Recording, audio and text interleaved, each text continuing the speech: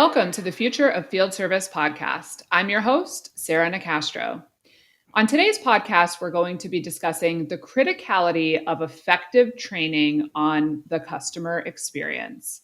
I'm excited to welcome to the podcast today Tyler Verri, Customer Service Manager for Training and Installation Strategy at Subzero Group. Tyler, welcome to the podcast. Hi, Sarah. Thanks for being here. So before we dive into today's topic, tell our listeners a bit about yourself and your role at Subzero. Absolutely. So I'm Tyler Verri. I've been with Subzero about 14 years. Subzero Group is a manufacturer of high-end residential cooking, refrigeration, and we recently got into dishwashing products. 12 years I actually spent in IT, managing a variety of teams. And the last 2 years I've actually been in customer service, as you mentioned, as the manager of the training and installation strategy. Yes, so you and I had caught up prior to this, and I said, "Wow, the transition from IT to customer service is an interesting one." So how have you liked it? It's definitely been a unique path to get here. Obviously, my role in the past in IT, very focused on internal operations and support of our organization. And now I've shifted to one where I'm supporting external partners and direct contact with our customers.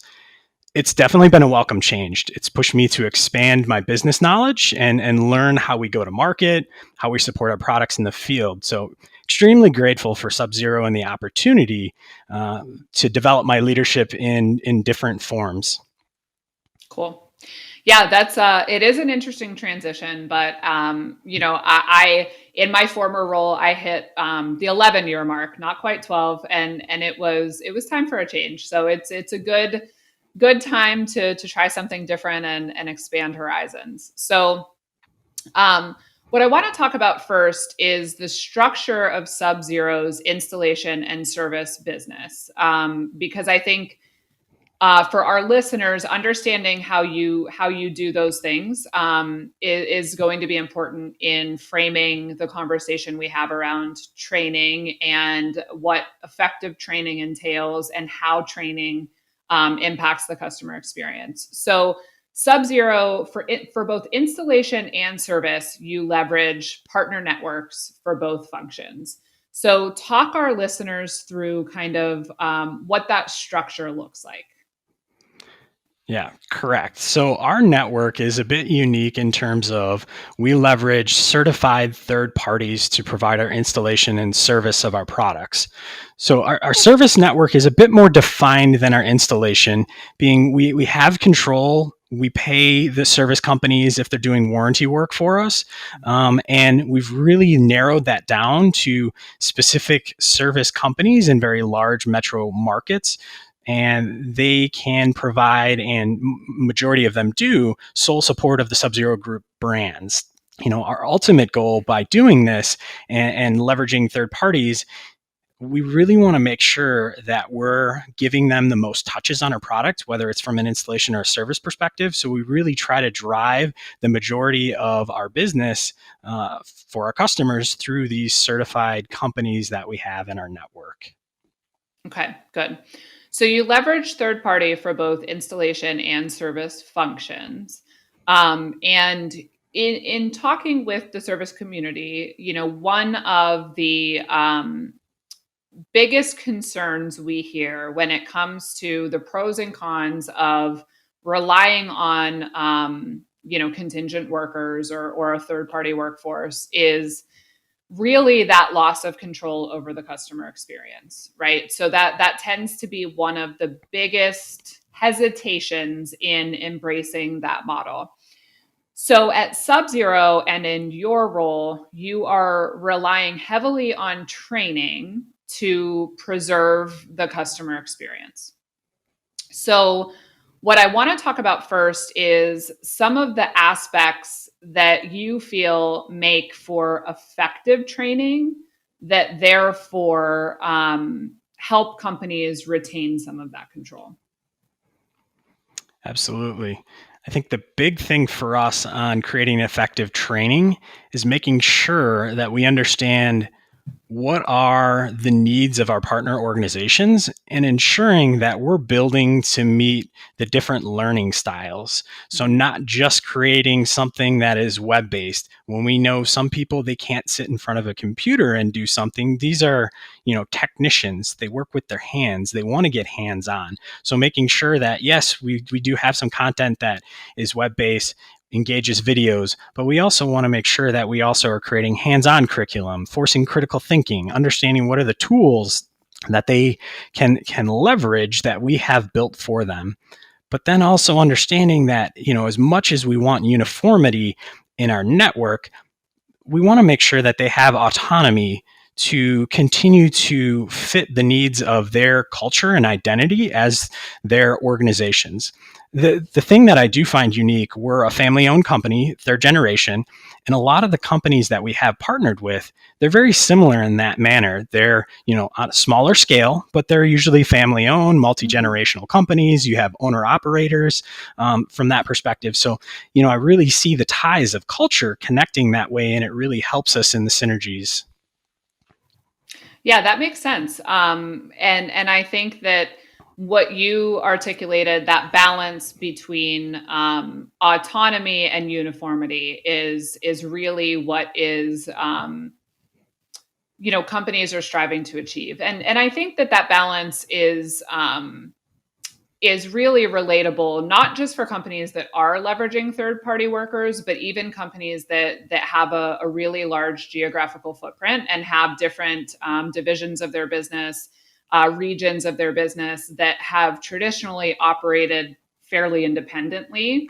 Yeah. And as organizations look to really, standardize service delivery, making those, either departments or, in this case, partners feel that we're not trying to control you, and we don't want to take away all of that autonomy, but we do want to be consistent with our customer experience, and we do want to provide some level of uniformity that people can be assured to have when they have a Subzero service, right? Yep. That is a really important balance. And I'm curious, what are some of the ways that you, from a communication perspective, try and strike that balance?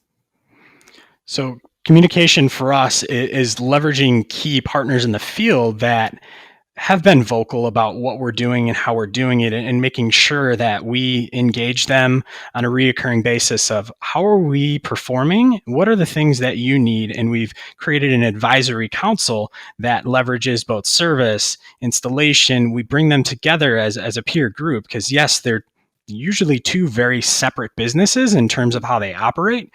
Service generally isn't doing installation, and once again, installation is not generally doing service, but they are ultimately the goal of providing that customer experience and aligning us from manufacturing all the way to service is key. And that's why we do bring these groups together and engage them. How do we do it? We generally, on a yearly basis, have a partner summit. Obviously, with the current climate we live in, we've had to think differently on how do we continue to engage and get this feedback. But for us, it is, tying very closely to our partners and making sure they understand what we're doing, we understand what they're doing, and how do we all continue to march in the same direction. That makes sense. So you touched on the importance of a multi-format approach when it comes to training. And so rather than, as an organization, thinking about it from the context of, what's the easiest and most efficient way for us to get this information out there, you really need to be thinking about the fact that, as you mentioned, not everyone can learn the same way. Not everyone consumes information in the same way. So that multi-format approach is important. And as you said, you're looking at opportunities to leverage digital and video, hands-on, and also, when possible, an in-person aspect. But we also talked about, in that multi-format approach, you have 3 tracks of training that you're focusing on. So share with our listeners what those 3 tracks are and why they're important. Absolutely. Yeah. As we were looking knowing that our partners are onboarding new employees, especially from the service and installation companies, there's turnover, there's retirements, there's a lot of things that play into the changes and growth of these organizations. And we wanted to make sure that we meet those changes. So as we were looking at how do we deploy and develop training, we developed 3 tracks. So we have the e-learning, which is our first, and I would say our basic track. Is it's self-paced. You go online, it's on demand, you can take it as you need it, and we generally structure them to be about 20-minute classes. So you go in, a new employee can come on, they really can learn about Subzero, Wolf, Cove culture, and do a 20-minute training on onboarding them to the brands. Before they get into the technical weeds of everything, it's just, what am I supporting? And starting at that level. The next is regional based training. We understand that taking technicians off the road, whether they're doing installation or service, that's taking away profit from those organizations. They're not able to go out and make money. So we really wanted to provide a training format that limits their amount of time off the road. And so we've developed a regional training spaces to really fit those major markets. Where are the majority of our partners, so that they can travel there, receive some of that hands-on, especially understanding from a regional basis. If we sell specific products in that market, we can train specific to that, not a everybody gets everything, because that's not successful in terms of, if you don't see the product often enough, you've wasted that individual's time. And then finally, the immersion one, which is factory training, bringing them back to the Subzero campus in Madison, Wisconsin, immersion into the Subzero culture. So that's usually multi-day training. It involves, at least 2 days of travel to get here. Madison, is not a major airport, so some of those issues we run into from a travel perspective, but it's a huge commitment of time for our partners to be able to take a week off the road to get in here. But that's where, once they've made that investment in the organization that they're joining, or have been a part of it for a significant amount of time, that's usually where that fits, where you come back to the factory and get indoctrinated in what we're doing and how we're doing it. Mm-hmm. Okay, good. So what I want to talk about next is some of what you're covering in this training. So you had said, before we get to the technical stuff, which obviously is important so that they can be effective in the service they're providing. But before you get to that, you really want to do some training on the Subzero culture, the Subzero brand. And then there's the technical training. And you and I had also talked about a really heavy focus you have right now on soft skills training. So tell us about some of those areas and what type of insights you're striving to provide through the training. And then secondly, why that soft skills component is so critical. Absolutely, yeah. Soft skills is a key component of the customer satisfaction. We've noticed it's not just fixing the product in the customer's home, but it's also, now you have to fix the customer. They're frustrated. You have to step back and resell them. Why did they make the investment in the product that they did? And these individuals aren't salespeople, but they have to put on that salesperson hat of reselling. Why did they buy it? And the product is fixed now, but what do we need to do as we move forward? So soft skills for us, we had been doing it and developing it regionally. And one of the things I wanted to shore up was consistency of how we deployed that. So I actually spent some time working with our sales and marketing team, and they had created a selling skills track for their dealer network a couple of years ago. So we took the fundamentals of that training and really transformed it into an essential skills training to fit the way that we engage with our partners. And we're actually going to be piloting soon with our partners. And it really aligns so that we have a seamless transition when, a customer goes into the showroom, when they're interested in looking at getting our products. And then they work with a dealer, and next they work with the installer. And if necessary, they have to work with a service provider and receive service. We want to make sure that those experiences, being their third-party individuals, are really aligned to the brand and what we're doing. So that's been a big push for me. How do we ensure that continuity all the way through the process, and aligning with what have they been told up front, and making sure it's consistent all the way through that chain? Mm-hmm. So that continuity that you're striving for, whether it's, from the showroom to the dealer to the install to the service, when you think about it in the context of the customer experience, what are some of the priorities in terms of that customer experience you're looking to provide all the way through? Like what are some of the characteristics that you focus on teaching so that the customers experience those characteristics from the showroom to the dealer to the install to the service? For us, I think it's focusing on luxury. Our appliances, are pretty expensive, and making sure that we're tying to, the luxury as well as the quality of our products. Hmm. Now, everything that has a computer or technology in it will break down at some point. So that's where for us, you've invested a significant amount of money. So how do we make sure that, you're realizing the investment, you're understanding the value of the product, but you're also understanding the use and care. What do you as a customer need to do to maintain it, to ensure it's operating at the proper state, as well as all of the features and functions that are a part of the product? Because I think that's a Hmm. lot of the things that are overlooked, that it's, well, it cooks or it keeps things cold. Well, there's so much more to it, and if you don't have everybody through that process continuing to tout the features and functions, that's where you start to break down of, well, it was really expensive, but I don't it keeps things as cold as my other refrigerator that, I spent half the cost on. Hmm. Hmm. So when you think about the soft skills perspective in particular, and let's take service for example, what are some of the soft skills that you're focusing on so that when that service technician goes into a customer's home, they know to do X, Y, or Z, or Yeah, not do A, B, or C, right?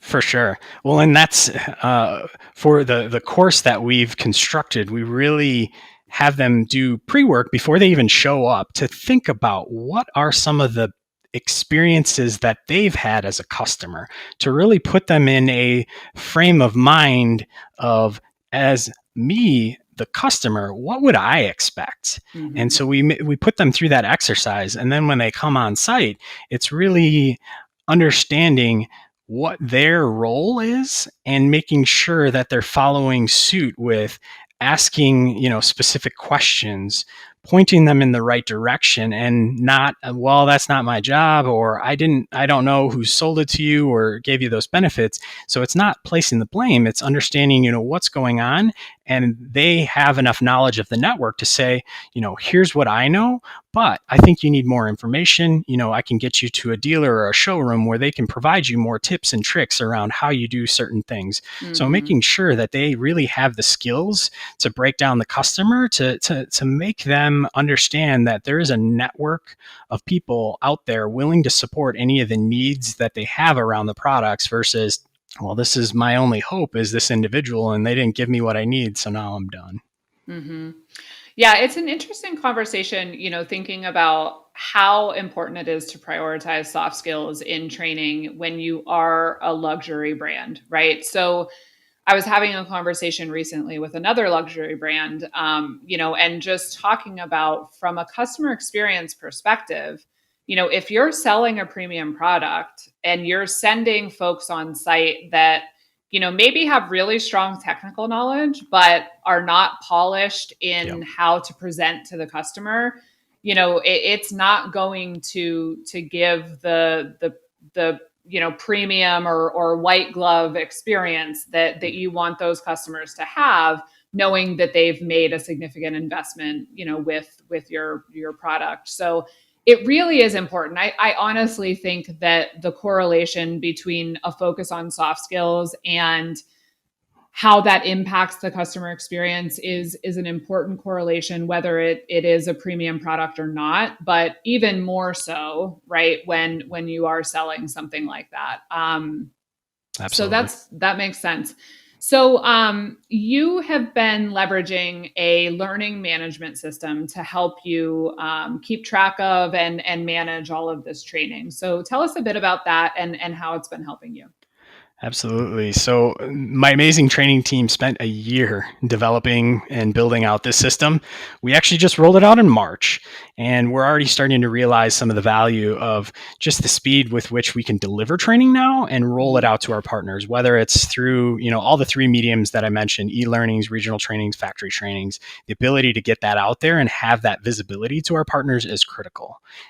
For us, the really big part that we're able to gain from this is the reporting on who's done what and when, down to the individual technician level. And we can Mhm. slice and dice the data to really understand within a territory, do we have an issue with a specific product? Do we need to level up some of the training? Have they attended the training, but there's still issues with first call completes? What can we do? What do we need to develop? And allowing us to continuously improve what we've developed and or develop new content to fill some of the gaps that we're starting to notice based on what the data is telling us. In the Mhm. past, it was spreadsheet upon spreadsheet and manual work. And so to do this, it would take a tremendous amount of time. Now it's, a few buttons, you're clicking, you're building reports, and you can provide it out to those individuals within the field, and we really have a better view of what's going on. So Mhm. still in its infancy in what we can do, but it's been incredible to see the quick wins that we've had with getting people in and really pushing some of our partners to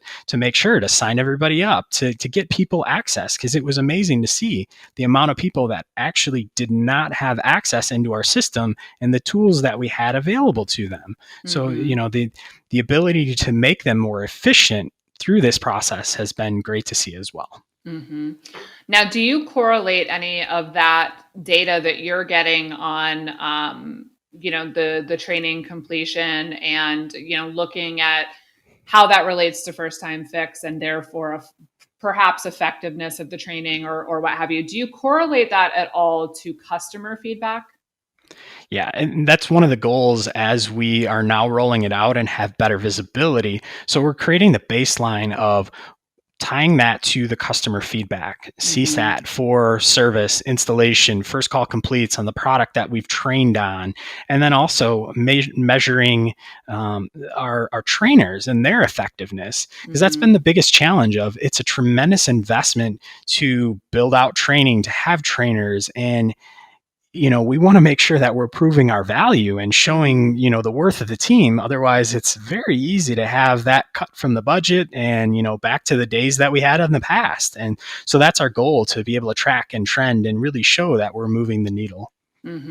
That makes sense, and I think, it just gives you the insight you need to, create effective training rather than just, creating something that you hope will resonate or Yes. hope will work and throwing it out there and, crossing your fingers. So that makes sense, and I think it'll be interesting to see, what you find when you cross reference the insights from the learning management system with the customer satisfaction data, so that you can really start to pinpoint, areas that you need to focus more on, Yep. or, training that maybe you thought you created, perfectly, that you need to go back and look at, why is this causing this reaction or what have you. So that makes a lot of sense. um, so the next question, Tyler, I wanted to ask is, what do you feel are the biggest missteps that companies make around training, and what advice would you provide on avoiding those? So, few missteps. And I think I have the different idea, kind of taking it from internal. Obviously, we're working with external partners. So, some of the things that the partner organizations, for me, there's no secret. The technician of today is different than the technician was 20 or 30 years ago, especially for our industry. I mean, just the sheer number of products that we developed 20 years ago versus what we develop today, it's tremendous. And the Mhm. complexity of the products is so vast. So, keeping that in mind, that, I'm going to go back to, they don't invest enough in building training in different formats to meet the way that people learn. Whether it's a young technician that's very used to technology that will embrace, watching a YouTube type video to learn how to do it, versus you have an older technician that they want to be hands-on. They don't need to hook up a computer to diagnose it. They can do it by listening and, testing certain things. It's trying to find the way to navigate both of these worlds. So for me, the biggest takeaway and misstep is making sure that you engage with your participants in training. So survey them, talk to their managers, what works, what doesn't, be flexible to their needs. And, as I mentioned, the training program should encompass continuous improvement along that way to ensure that we're meeting the needs of everyone that's taking and participating in that training. Yeah, that makes sense. And I think that, going back to what we just talked about with the learning management system, I don't know that I would say that it would be a misstep to not leverage something like that, but I do think that it is a significant opportunity to understand the impact your training is having. So I would think that, that would be an important area of focus for folks as well. Yep. Good.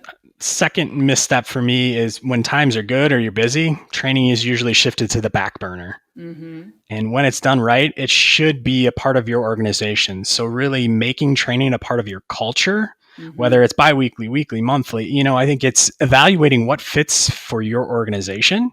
Everybody's going to be a bit different, but showing that focus and commitment and investment to your employees in training is critical. Because I think it's very cyclical of, all right, we have time now, let's cram in a bunch of training. And it's the wrong mindset. It should be continuously learning in making that investment and enhancing knowledge, creating those efficiencies, which ultimately should make you more money.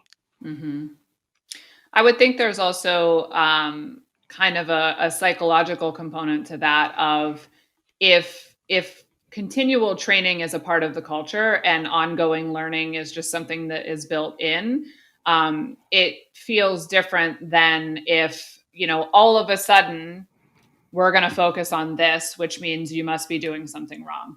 So we don't always do this, but now we have this focus on X because you're falling down in this area. That then gives a totally different feeling to someone than being able to, bob and weave a bit with something you always consistently do by just feeding the insights of what you feel like, those folks need to focus on, rather than having those periods of not doing any training and then, heavily focusing on something. For sure. And one of the last points, I think, from a misstep is, the mindset of, well, I provide training all the time only to have them leave to a competitor, or, the job has high turnover, so they make the bare minimum investments in training. I think it really is seek to understand, why do employees leave? Build a culture that can continue to keep them coming back every day. And I look at it as create a pay scale or a recognition program that reinforces training. Do so many classes, achieve a certain level, you get a wage increase or time off. What fits your culture and your organizations and your employees? Figure out how you do that to move that training process and program forward. That makes sense too. Good. All right, good. Well, any other comments or closing thoughts? No, I just want to say thank you, Sarah, for the opportunity to share with the community. To me, it's exciting. I'm very passionate about what can I share, the learnings that we've had here, because I learned so much from others, whether it's the same industry or not. We're all in this together to create that customer experience that really leaves the customer saying, wow, and telling their friends, because that's ultimately what it's about. Word of mouth, spreading that way. And, I realize everybody's trying to monetize social media and all the different aspects, but it really is, hearing it straight from the individual that had that experience and, selling it that way. That's really been the cornerstone of our company and has driven, where we're going from a customer service perspective.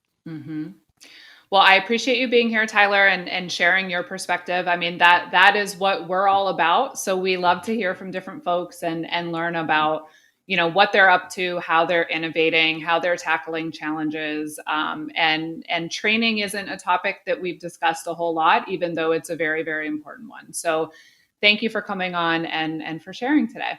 Absolutely. You can find more content on training, on engagement, on customer experience by visiting us at www.futureoffieldservice.com. You can also find us on LinkedIn as well as Twitter at The Future of FS.